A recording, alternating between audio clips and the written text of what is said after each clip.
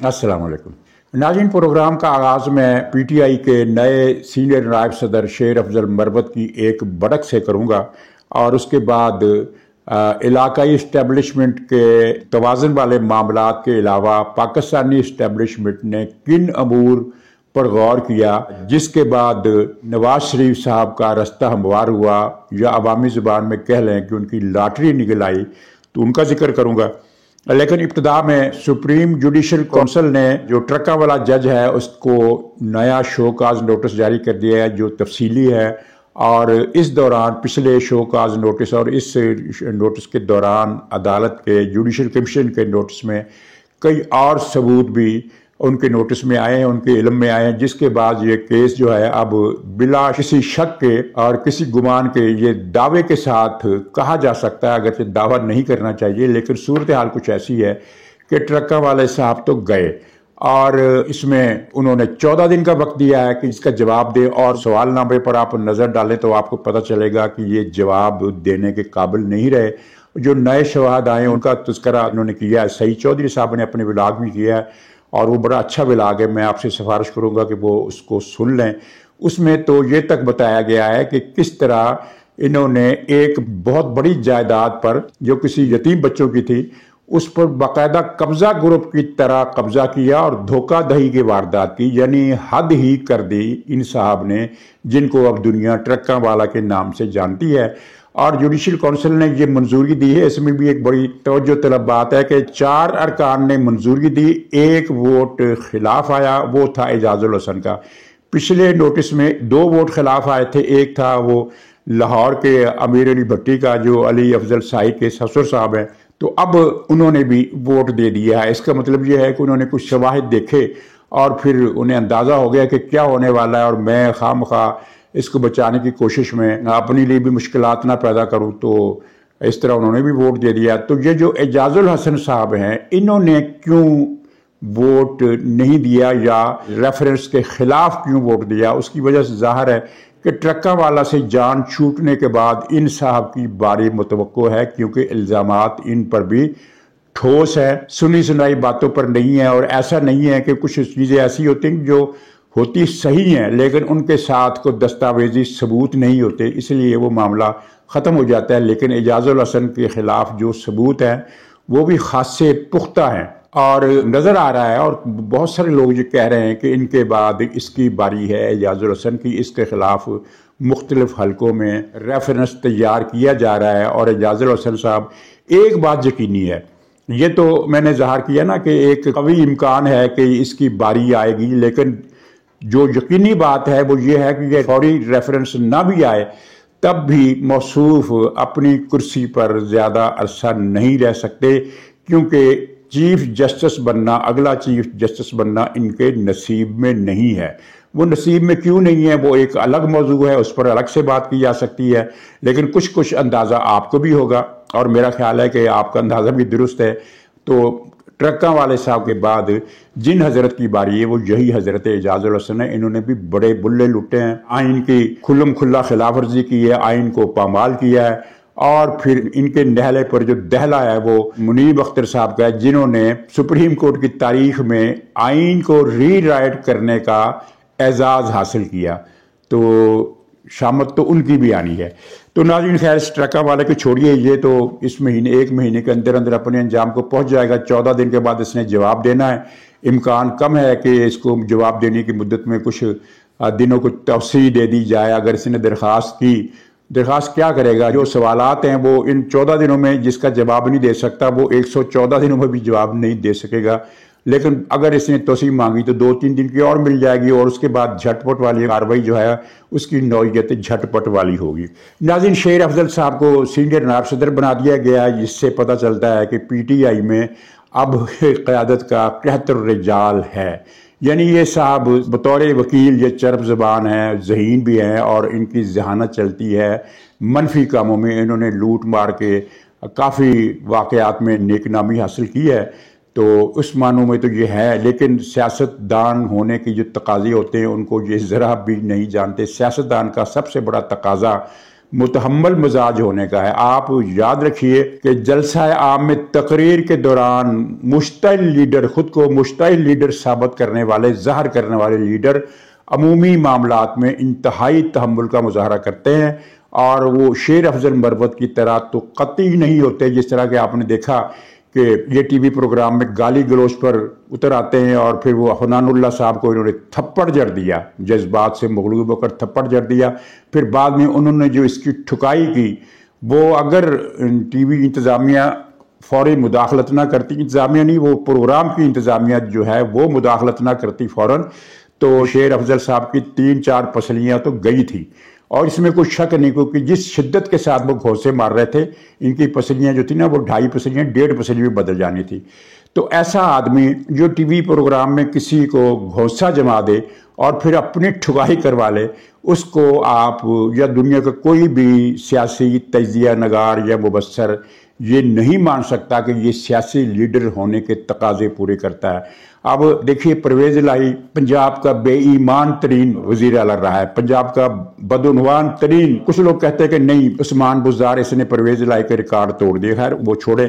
پرویز الہی کا سیاست میں کامیابی کا جو راز ہے وہ یہی ہے کہ اس کے اندر تحمل بہت زیادہ ہے، بدلہ لینے کی کارروائی میں وہ دیر نہیں کرتا، لیکن بر موقع برجستہ اشتعال کا مظاہرہ وہ نہیں کرتا، نہ وہ کرتا ہے نہ چودھری شجاعت کرتا، بلکہ پاکستان کا کوئی بھی سیاستدان آپ لے لیجئے، جو سیاستدان ہے وہ مشتعل نہیں ہو سکتا، اور جو مشتعل ہو جائے وہ سیاستدان نہیں ہو سکتا۔ تو پی ٹی آئی بھی یہ قحط الرجال ہے۔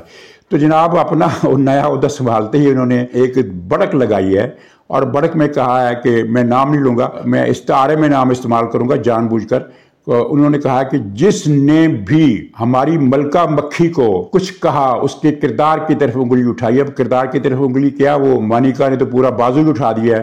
تو اس نے کہا کہ ملکہ مکھی کی طرف کسی نے انگلی بھی اٹھائی تو پتہ نہیں ہم اس کے ساتھ کیا حشر کر دیں گے۔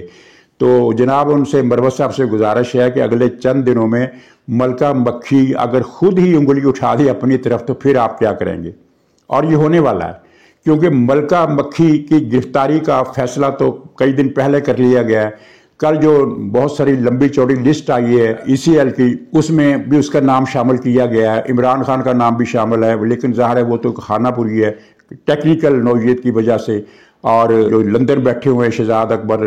اور زلفی بخاری وغیرہ ان کے نام بھی ہیں، وہ بھی سب ٹیکنیکل ہے، لیکن اس میں یہ جو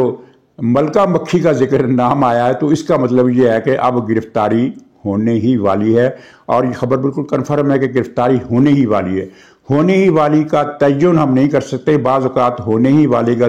جو مطلب ہوتا ہے وہ پتہ چلتا ہے کہ وہ تو ایک دن کی مدت تھی، ایک دن میں وہ کام ہو گیا، اور کئی مرتبہ زیادہ دن لگ جاتے ہیں۔ اور ایک رائے یہ ہے کہ ایک انٹرویو آنے والا ہے ملک ریاض کا، اس کے اندر بہت ساری چیزیں ہیں، اور وہ میں تھوڑا سا عرض کرتا ہوں کہ اس میں نئی بات کیا ہوگی۔ اچھا، تو ملک ریاض کا انٹرویو چلتے ہی بشرا بی بی اندر ہو جائیں گی، وہ انٹرویو چلتے ہی ملکہ مکھی اندر ہو جائے گی، اور پھر اندر جا کر اس نے کچھ اس طرح کی بات کرنی ہے جو اب بھی اس نے وہ بات کرنے کی کوشش کی ہے، لیکن وہ مسترد کر دی گئی ہے، اس لیے کہ بشرا بی بی کیا بات کر کے اپنے آپ کو بچا سکتی ہے، کیونکہ بشرا بی بی کا خیال یہ ہے کہ وہ یہ کہے گی کہ عمران خان نے مجھے کہا تھا کہ ملک ریاض سے معاملات ڈیل کرو، وہ جو رشوت والا کیس ہے، تو لیکن یہ بات ہیلپ فل ثابت نہیں ہو سکتی بشرا بی بی کے لیے، کیونکہ معاملات بہرحال ملک ریاض سے اسی نے ڈن کیے تھے، اسی نے ساری ڈیل کی تھی کہ ہم تمہیں یہ چیز اتنے پیسے دے دیں گے، چاہے بے شک عمران خان نے کہا ہو، اس میں اگر وہ ملکہ مکھی بشرا بی بی یہ بات کرتی ہے تو کوئی غلط نہیں کرتی، لیکن عدالت میں اس کا یہ کہنا اسے نہیں بچا سکتا، اور اب وعدہ معاف گاہوں کی ریاست کو ضرورت نہیں رہی ہے، لہٰذا بشرا بی بی جو ہے وہ اب اس نے اپنے انجام کو پہنچنا ہے۔ اور جہاں میں ضمنی طور پر ذکر کر دوں کہ یہ جو عمران خان والا قصہ ہے نا، یہ تو خیر وہ پتہ نہیں سچ کہتی ہے یا غلط کہتی ہے، لیکن ایک بات بڑی دلچسپ معلوم ہوئی ہے، اور وہ کچھ ذرائع سے گھومتی گھماتی بہت اعلیٰ سطح پر جو تحقیقات ہوتی ہے وہاں سے گھومتی گھماتی آئی ہے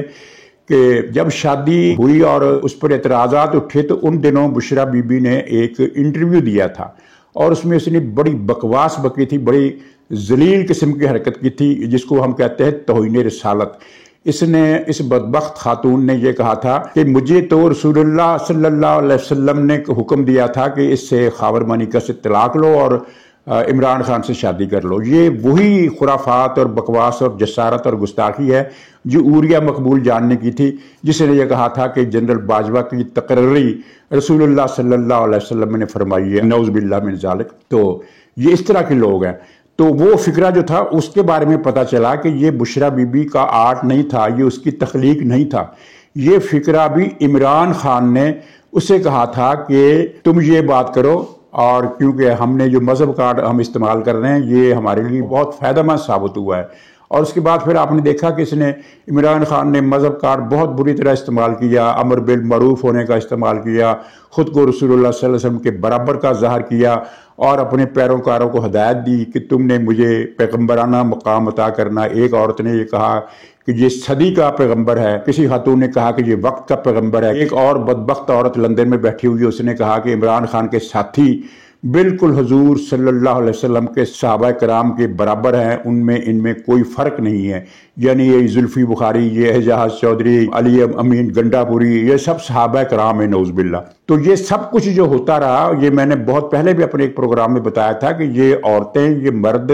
یہ خود جذبات میں آ کر ایسی باتیں نہیں کرتے، ان کو عمران خان فیڈ کرتا ہے کہ تم نے فلاں موقع پر یہ بات کرنی ہے۔ بلکہ مجھے تو یہ بھی پتہ چلا بعد میں ذمہ دار ذرائع سے کہ وہ جو لڑکی آئی تھی جس نے کہا تھا کہ میں اور میری ممی دونوں عمران خان سے شادی کرنا چاہتی ہیں، اس طرح کی کوئی بات کی تھی، تو پتہ چلا تھا کہ یہ اس نے ایک پورا لڑکیوں کا ایک وہ اسکواڈ بنایا ہوا ہے، جن میں ہر لڑکی سے کہا جاتا ہے کہ تم نے ملتان جلسے میں جب جانا ہے تو تم نے وہاں کسی یوٹیوبر کو گھیر لینا۔ بلکہ یوٹیوبر خود ان کے 100 یوٹیوبر ہیں پی ٹی آئی کے جو ہر پی ٹی آئی کے جلسے میں پہنچے ہوتے تھے، 100 سے بھی زیادہ ہیں۔ تو وہ ان یوٹیوبرز کو بھی پتا ہوتا تھا کہ کس بی بی کی آج ڈیوٹی ہے، تو وہ اس بی بی کے پاس پہنچ جاتے تھے، اور بی بی جو فکرہ کرتی تھی وہ یوٹیوبر کے ذریعے سوشل میڈیا پر پھیل جاتا تھا، اور وہاں جو دوسرے چینل ٹی وی والے ہوتے تھے وہ بھی اگر کوئی فکرہ پارلیمانی قسم کا ہو، حدود و قیود میں ہو، تو وہ ٹی وی پر بھی چلا دیتے تھے۔ ظاہر ہے ایسے فکرے ٹی وی پر تو نہیں چلتے نا کہ میں اور میری ماں دونوں ہی عمران خان کے ساتھ شادی کرنا چاہتی ہیں۔ تو اسی طرح عمران خان نے اس بدبخت لعین عورت کو یہ کہا تھا کہ تم اپنی شادی کو رسول اللہ صلی اللہ علیہ وسلم کے حکم پر ڈال دو، بالکل جس طرح اس نے کہا تھا۔ اس نے بعد میں ہدایات نامہ جاری کیا تھا کہ ارسلان بیٹا فلانے کو اس غداری پر لگا دو، فلانے کے ساتھ یہ ٹیگ کر دو، فلانے کو اس طرح ڈال دو۔ تو اسی طرح عمران خان نے بھی یہ کہا تھا کہ تم ہماری شادی کا جو ہے سارا مدعا وہ حضور صلی اللہ علیہ وسلم کے حکم پر ڈال دو۔ اور مجھے تو یہ لگتا ہے کہ عمران خان کی مصیبتیں دن بدن جو بڑھنی ہیں، اور اس نے نہایت ہی ایک ترسناک، رحمناک، عبرتناک بھی کہہ لیں، جو انجام تک پہنچنا ہے، تو اس کی ایک بڑی وجہ اس کی مالی کرپشن کے علاوہ وہ تو ہے، اور ریاست کے خلاف جو اس نے ایکٹیویٹی کی وہ بھی ہے، لیکن میرا خیال ہے کہ یہ جو کڑکی میں آیا نا، جو کھلنے والی نہیں ہے، تو اس کی بڑی وجہ یہ ہے کہ اس نے کم سے کم 70 مرتبہ رسول پاک کی توہین کی ہے مختلف طریقوں سے۔ مثلا جب یہ کہتا ہے کہ میں جس طرح رسول اکرم کی 22 سال اللہ نے تربیت کی، بالکل ویسے ہی اللہ تعالیٰ نے میری بھی 22 سال تربیت کی، اس سے بڑی گستاخی اور کیا ہوگی۔ اور پھر یہ فکرہ بھی اسی کی ہدایت پر وہ ایک لعنتی شخص نے، گلوکار تھا وہ، پتہ نہیں کیا نام تھا اس کا، اس نے کہا تھا کہ شب قدر سے افضل عمران خان کی زیارت ہے۔ تو اس طرح کی باتیں یہ عمران خان کے کہنے پر کی جاتی رہی ہیں، کوئی خود سے نہیں کرتا، خود سے کوئی بھی آدمی جسارت نہیں کرتا۔ یہ عمران خان ان میں ہوا بھرتا تھا کہ تم یہ فکرہ کہہ دو، اور بدلے میں ظاہر ہے اس کو کچھ نقد انعام بھی تو ملتا ہوگا نا۔ یہ تو نہیں ہے نا کہ صرف واہ واہ ہو جائے گی تمہاری، واہ واہ کیا ہونی ہے، اس کے بعد ان کو لینے کے دینے پڑ جاتے تھے پھر ایسی باتیں کرنے والوں کو، اور وہ چھپتے پھرتے تھے۔ وہ آدمی بھی چھپتا پھرتا ہے جس نے یہ کہا تھا کہ شب قدر سے افضل عمران خان کا چہرہ ہے، تو وہ بھی اب آپ کو پی ٹی آئی کے کسی حلقے میں نظر نہیں آ رہا، اور 1 سال سے زیادہ ہو گیا ہے وہ پی ٹی آئی کی ایکٹیویٹی سے غائب ہے، توبہ تائب نہیں ہوا ہے، جان بچاتا پھر رہا ہے۔ تو یہ اس کے، اور پھر جو مسجد نبوی میں اس نے سازش کی شیدت علی کے ساتھ مل کر، وہ بھی وبال۔ تو یہ سارا وبال جو ہے نا، یہ توہین رسالت کا، کیونکہ دنیا میں لوگوں نے توہین رسالت کسی نے 1 مرتبہ کی ہوتی ہے، کسی نے 2 مرتبہ کی ہوتی ہے، یہ ایسا زندیق ہے جس نے 70 مرتبہ توہین رسالت کی. کلپ جو ہے موجود ہیں کہ ایک جلسے میں یہ کہا، پھر فلاں نے یہ کہا، فلاں نے یہ کہا، فلاں نے یہ کہا، پتہ نہیں کیسی کیسی باتیں. اور پھر وہ اس نے ایک نظم لکھوائی جس میں اس نے کہا کہ قرآن پاک میں یہ سورہ عمران ہے، حالانکہ سورہ عمران نہیں، سورہ آل عمران ہے. تو اس نے کہا کہ نہیں، لکھو کہ سورہ عمران. تو اس سے پتہ چلتا ہے کہ اللہ تعالیٰ کے نبی کو، آخری نبی کو پہلے ہی پتہ تھا کہ عمران خان کا ایک آئے گا 1400 سال بعد، تو اس کا نام جو ہے، اس کے نام کی صورت ابھی سے ڈال دو. یہ اس طرح کا زندیق آدمی ہے. تو اب یہ جو ہے پنکی پیرنی، اس کا بھی بچت کا کوئی امکان نہیں. ہو سکتا ہے ملک ریاض بچ جائے، لیکن اور بھی بچ سکتے ہیں. یہ نہیں بچے گی، یہ نہیں بچے گی. نہ عمران خان بچے گا، نہ یہ بچے گی، کیونکہ توہین رسالت میں یہ دونوں شریک ہیں. شدت علی کی رسی تھوڑی دراز ہوئی ہے، لیکن بچنا اس نے بھی نہیں ہے اس کو. اب اس کے علاوہ اسی ملکہ مکھی کی ایک آڈیو نشر کرنے کا، اسے اپلوڈ کرنے کا سوشل میڈیا پر فیصلہ کر لیا گیا ہے، حتمی فیصلہ. اور وہ بشرا بی بی کا آڈیو جو ہے وہ بڑی خطرناک ہے. وہ جو آڈیو آئی تھی نا اس کی زلفی بخاری کے ساتھ، بڑا وہ عشق، دونوں طرف سے بڑے رقت آمیز جذبات، اور پتہ نہیں کیا وچھوڑے جیسے لمبے ہو گئے ہیں ان کے زلفی بخاری کے اور پنکی پیرنی کی، اس طرح کی باتیں اس ٹیلی فون کال میں تھی. وہ کال آپ بھول جائیں گے. وہ کال اس کے مقابلے میں کچھ بھی نہیں ہے جو کال نشر کرنے کا فیصلہ، جاری کرنے کا فیصلہ کیا گیا ہے. تو اب وہ جب آڈیو کیسٹ، آڈیو چیز چل جائے گی تو پھر شیر افضل مروت سے پوچھیں گے، اور جب وہ یہ جیل میں چلی جائے گی تو پھر شیر افضل مروت سے پوچھیں گے کہ ہاں میاں بتاؤ، اب انگلی نہیں جہاں تو کچھ اور ہی ہو گیا ہے، تو اب کیا ارادے ہیں؟ اب کس کی ہڈی پسلی تم نے توڑنی ہے یا کس سے ہڈی پسلی توڑوانی ہے؟ ناظرین، پاکستان میں یہ بات تو خیر اب سب کو، تمام صحافتی، سیاسی، تجارتی، جتنے بھی حلقے سیاست کے معاملات سے گہرے طور پر وابستہ ہوتے ہیں، ان کو یہ پتہ ہے کہ یہ جو علاقائی اسٹیبلشمنٹ ہے، انٹرنیشنل اسٹیبلشمنٹ کا نام دینا اس سے غلط ہے. کیونکہ انٹرنیشنل اسٹیبلشمنٹ میں اگر امریکہ نہیں ہے تو پھر کوئی بھی نہیں ہے. امریکہ، برطانیہ، فرانس، اور پھر چین اور سعودی عرب، یہ سب مل کر ایک انٹرنیشنل اسٹیبلشمنٹ بنتے ہیں. لیکن اگر معاملہ صرف چین اور سعودی عرب اور قطر کا ہو، جو پاکستان کے معاملات میں بہت زیادہ دخیل ہے، تو پھر اسے ہم علاقائی اسٹیبلشمنٹ کہتے ہیں. اور یہ علاقائی اسٹیبلشمنٹ تقریباً 2 سال سے یہ کہہ رہی ہے، ہماری اسٹیبلشمنٹ کو پیغام دیتی رہی ہے کہ نواز شریف کو لانا ہوگا. بہرحال اس کے لیے حالات پھر جس طرح بنے، جو بھی معاملہ چلا وہ چیزیں چلی. اس کے بعد آپ نے دیکھا کیا صورتحال پیدا ہوئی. تو ایک تو یہ ان کے جو مفادات ہیں وہ اس بات سے جڑے ہوئے ہیں کہ پاکستان بھی ترقی کرے اور اس میں استحکام آئے. اور وہ اگر اس پر بات کریں گے تو بہت لمبی ہو جائے گی، لیکن خلاصہ یہ ہے کہ چین کا مسئلہ پاکستان کے رستے عالمی تجارت میں حصہ لینا ہے، اور سعودی عرب کا مسئلہ پاکستان کے ذریعے ایک جو تجارتی، وہ اس سی پیک کے حوالے سے گوادر میں ایک بہت بڑی ریفائنری لگا کر اپنا منافع کمانا چاہتا ہے. سی پیک سے اس کو جو فائدے ہوں گے وہ بھی ہوں گے. تو قطر کا بھی یہی مسئلہ ہے. اور باقی رہ گئے 2 ملک، ایک متحدہ عرب امارات اور ایک امریکہ. امارات اس منصوبے میں اس یعنی اسٹیبلشمنٹ کے، علاقائی اسٹیبلشمنٹ کے اس فیصلے سے اتفاق رائے کرتا ہے، اس میں کوئی شبہ نہیں، لیکن وہ اتنا کین نہیں ہے. یعنی اگر نواز شریف صاحب آ جاتے تو بڑی اچھی بات ہے،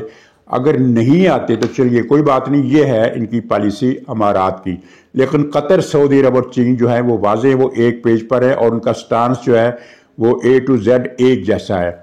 اب اگر انٹرنیشنل اسٹیبلشمنٹ کی بات کریں تو اس میں امریکہ میٹر کرتا ہے. امریکہ کو اب اس سے سروکار نہیں ہے کہ پاکستان میں کون آتا ہے، کیونکہ اس نے ایک بات سمجھ لی ہے کہ اگر ہم نے پاکستان کو زیادہ روکا تو کہیں یہ توازن بگڑ نہ جائے اور یہ چین کی جھولی میں پوری کا پورا نہ جا پڑے. خیر یہ وہ چیزیں ہیں جو سب سے اس سے پہلے بھی سامنے آتی رہی ہیں. جو نئی چیز میں آپ کے علم میں لانا چاہتا ہوں وہ یہ ہے کہ باجوہ کا تو خیر ایجنڈا تھا پاکستان کو تباہ کرنا بائی ڈیفالٹ. وہ تو کرتارپور یہ تھا، آپ سمجھ گئے ہوں گے میں کیا کہہ رہا ہوں. تو ان کا تو مذہبی عقیدہ تھا پاکستان کو ختم کرنا. لیکن باجوہ کے آخری مہینوں میں اسٹیبلشمنٹ کے اندر اونچی سطح پر اس بات کا احساس بری طرح طاری ہوا، اور انہوں نے یہ چیزیں نوٹ کرنی شروع کر دیں کہ پاکستان کو ایک منصوبے کے تحت تباہی کا شکار کیا جا رہا ہے. معیشت کو جو تباہ کیا ہے عمران خان نے، یہ کوئی اس کی نالائقی نہیں ہے، یہ اس کے پیچھے کوئی اور چکر ہے. یہ وہ باتیں جو پہلے اعلیٰ حلقوں میں اس طرح سے نہیں دیکھی جاتی تھی جس طرح دیکھی گئی. عاصم منیر صاحب تو اس وقت اتنے زیادہ مؤثر تھے بھی نہیں جب یہ احساس وہاں ڈیولپ اچھی طرح ہو چکا تھا. اور پھر جب عاصم منیر صاحب نے چاری سنبھالا تو پھر انہوں نے بھی نوٹ کیا، اور یہ چیز پھر دوسرے حلقوں تک بھی پہنچی کہ وہاں اس بات کو سختی سے نوٹ کیا گیا ہے کہ عمران خان نے جو پاکستان کے ساتھ کیا ہے یہ اس کی کوئی نالائقی نہیں ہے، یہ ایک وہ کسی لمبے پلان کے حوالے سے یہ اقدامات کر رہا ہے. اور وہ اس کا مقصد جو ہے وہ 2-3 مقصد تھے. ایک تو خیر مذہبی حوالے سے جو شروع میں ہی ناکام ہو گیا، قادیانیوں سے متعلق جو ترمیم تھی اس کو ختم کرنا اس نے وعدہ کیا ہوا تھا، اور کئی اس کے آڈیو کلپس موجود ہیں. اور اس کے علاوہ وہ توہین رسالت کا قانون ختم کرنا اور پھر اسرائیل کو تسلیم کرنا، یہ 3 تو باتیں ایسی ہیں جو نظریاتی تھی. اور چوتھا اس کا ایجنڈا جو تھا وہ زیادہ مٹیریلسٹک تھا، وہ یہ تھا کہ پاکستان کو اس کے ایٹمی اثاثوں سے محروم کیا جائے اور پاکستانی فوج کو کمزور کر کے ایک طرح سے لبنان جیسی فوج بنا دیا جائے. لبنان کی جو فوج ہے وہ بس لبنان کی پولیس سے صرف اس لحاظ سے برتر ہے کہ اس کے پاس ٹینک بھی ہیں، اس کے پاس جہاز بھی ہیں، ورنہ اس کی جو حالت ہے وہ لبنان کی پولیس سے کچھ زیادہ مختلف نہیں ہے. تو اس نے پاکستانی فوج کو نہ صرف یہ کہ کٹ ٹو سائز کرنا تھا بلکہ اس کی جو ایک فوج کا جو روایتی ٹہکا ہوتا ہے اس سے بھی ختم کرنا تھا، کہ تاکہ فوج کا وہ جو ایک ہیبت ہوتی ہے، فوج کا جو روب ہوتا ہے جو کسی بھی ملک میں سسٹم کو چلاتے رہنے کے لیے ضروری ہوتا ہے. ٹہکے سے مراد یہ نہیں ہے کہ فوج چوکوں میں آ کر بیٹھ جائے اور لوگوں کو ڈکٹیٹ کرنا شروع کر دے، بلکہ ایک ایسا ادارہ جس کا لوگ خیال کرتے ہیں کہ یار یہ تو فوج ہے، اس کے اب آگے نہیں جانا ہے. اور فوج مثلا کسی معاملے میں فوج ملوث ہوتی ہے، امن و امان کا مسئلہ ہو گیا، سیکورٹی کا مسئلہ ہو گیا، فوج جب آپریشن کرتی ہے تو ظاہر ہے جب فوج کے دستے آپریشن کرنے روانہ ہوتے ہیں تو سب لوگوں پر ان کی ایک ہیبت طاری ہوتی ہے اور دل سے وہ فوج کے حامی ہوتے ہیں، لیکن حمایت کے باوجود فوج کا ایک دبدبہ ان پر طاری ہوتا ہے. تو جب یہ پتہ چلے کہ یہ تو مذاق ایک بن جائے گا، یار یہ فوجی کیا جا رہے ہیں، یہ تو وہاں سے مار کھا کے آ جائیں گے، انہوں نے کیا کرنا ہے، انہوں نے تو وہاں جا کر کچھ 2-4 بوڑھے لوگوں کو تھپڑ وپڑ مارنے اور گھسیٹ کر آ جانا، جب یہ تاثر بن جائے تو پھر اس فوج کا کیا دبدبہ رہ جائے گا. یہ تھی عمران خان کی لانگ ٹرم پلاننگ، اور اس مقصد کے لیے اس نے پختونخوا کے کچھ لوگوں کو متحرک بھی کیا کہ آپ نے فوج کے خلاف یہ پروپیگنڈا کرنا ہے. اور وہ پروپیگنڈا آپ نے دیکھا کہ سوشل میڈیا نے، پی ٹی آئی کے سوشل میڈیا نے کیسے کیا. اور یہاں میں آپ کو یہ بھی بتا دوں کہ پہلی مرتبہ اب ایسا ہوا ہے کہ پی ٹی آئی کے سوشل میڈیا کو بھی منہ کی کھانی پڑ گئی ہے، اس نے ذلیل ہونا شروع کر دیا، وہ بھی آگے بتاتا ہوں. تو بہرحال اسٹیبلشمنٹ میں جب یہ احساس ڈیولپ ہوا اور انہیں پتہ چلا کہ عمران خان نے پاکستان کو 70 سال پیچھے دھکیل دیا ہے معاشی طور پر، اور اتنے برے حالات کر دیے ہیں کہ یہ کسی وقت بھی 2 سال پہلے کی جو صورتحال تھی اسی کو رواج بھی انہوں نے کیا کہ یہ تو سری لنکا بن سکتا ہے یا دیوالیہ ہو سکتا ہے. اور دیوالیہ ہونے کی جو باتیں تھیں ان میں وزن تو تھا، پاکستان کو وہاں تک پہنچا دیا تھا عمران خان نے کہ جہاں سے دیوالیہ ہونے کی منزل 2 قدم تھی. اگر تحریک عدم اعتماد نہ آتی تو وہ 2 قدم بھی طے ہو جانے تھے. وہ اللہ نے بچا لیا، کسی بھی طریقے سے بچا لیا، زرداری کے ذریعے بچایا، بجو باجوہ کے عمران خان کے ساتھ لڑائی نے بچایا، جو بھی ہوا وہ کہانی اپنی جگہ ہے، لیکن پیچھے تو اللہ کی ذات تھی جس نے اسباب پیدا کیے. اور اس طرح پاکستان عمران کے ہاتھوں ختم ہونے سے بچ گیا. ختم وہ اس طرح نہیں کرنا چاہتا تھا کہ ملک کا نام و نشانی مٹ جائے، وہ ایک پاکستان کو نیپال اور بھوٹان جیسا ایک ڈھیلا ڈھالا وفاق بنانا چاہتا تھا، اور یعنی جس کے پاس نہ فوج ہو، صرف عمران خان حکومت کرے اور اپنی مرضی سے امریکہ اور اسرائیل سے ڈکٹیشن لے کر ان کی مرضی کے مطابق فیصلے کرے، جس طرح مصر میں ہو رہا ہے. مصر کا آپ جانتے ہیں کہ اسرائیل نے 2 مرتبہ اس پر بمباری کی، غلطی سی کی ہے جیسے بھی کی، تو مصر کوئی جواب نہ دے لیکن کم سے کم وہ اس کو 2 لفظی احتجاج کا تو ایک رسمی طریقہ لازمی ہوتا ہے نا. پاکستان میں اگر انڈیا کا کوئی پتھر بھی آ کر گرے تو پاکستان کچھ بھی مشتعل نہ ہو، لیکن وہ ایک خط تو بھیجے گا نا، اس کے سفیر کو تو طلب کرے گا نا کہ یہ پتھر تمہاری طرف سے کیوں آیا. مصر نے جناب اس پر ایک لفظ نہیں کہا. تو مصر یہ عمران خان پاکستان کا اسیسی بننا چاہتا تھا کہ مخالف سارے مار دینے اس نے، اور باہر کے ساتھ امریکہ اور اسرائیل کے ساتھ اس کی غلامی پاکستان کی پکی۔ تو وہ ساری چیزیں اپنی جگہ، اقتصادی حوالہ فوج کے لیے سب سے اہم تھا۔ اور اب اس میں جو خبریت ہے وہ یہ ہے، میں اپنے الفاظ میں بات کر رہا ہوں، اگر فوج کے کچھ لوگ سنیں اور اس کو مائنڈ کر جائیں تو معذرت، میں اپنے الفاظ میں بات کر رہا ہوں، اور وہ بات یہ ہے کہ جنرل عاصم منیر نے اب سی پیک کا محافظ ہونے کا کردار ادا کرنے کا فیصلہ کیا ہے۔ یعنی سی پیک، جنرل عاصم منیر کا مطلب یہ ہوا کہ فوج، یعنی وہی فوج جو باجوہ کے دور میں سی پیک پر پاور رکھ کر کھڑی ہو گئی تھی، اب وہی فوج سی پیک کو کیا کہنا چاہیے، محافظ ذرا نرم لفظ ہے، پاسبان کہہ لیں، یعنی وہ سی پیک کی پاسبانی کرے گی۔ اب کسی کو جرأت نہیں ہوگی کہ وہ سی پیک کو سبوتاژ کرنے کا سوچ بھی سکے۔ تو اس ریفرنس میں